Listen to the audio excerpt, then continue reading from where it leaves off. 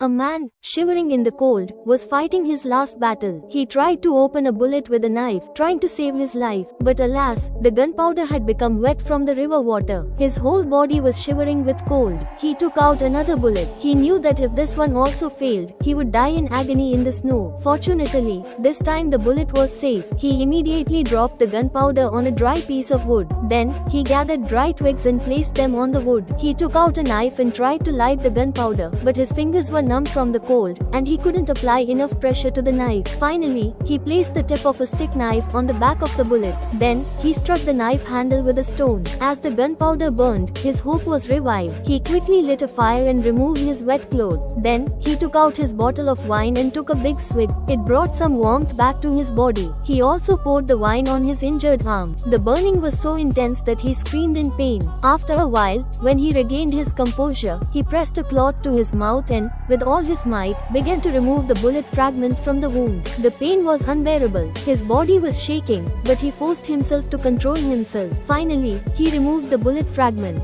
Then, exhausted, he fell face down. He didn't know how long he had been unconscious. When he regained consciousness, he heated the knife in the fire. When it was red hot, he pressed it to the wound to stop the bleeding. As soon as the hot knife touched the wound, smoke rose from the intense burning. The pain was so intense that he fainted again. Meanwhile, 5 bounty hunters were following his blood trail. As soon as he sensed danger, he quickly got up, picked up his clothes, and ran towards the forest. After a short distance, he changed direction. He deliberately left his footprints on the wrong path to confuse the hunters. Then, he erased the original footprints with branches. With nowhere left to run, he stopped under a large tree. A plan was forming in his mind. Meanwhile, the hunters had found the spot where he had lit the fire. Their leader, seeing the tracks, realized they were deliberate. He sent his men on different paths. One hunter followed the fake tracks to the tree where the original tracks had ended. He became alert. In reality, the man was hiding in the tree's high branches. The hunter saw some blood stains that had been cleaned up. He looked up, but the man was completely hidden in the dense foliage. He remained completely still,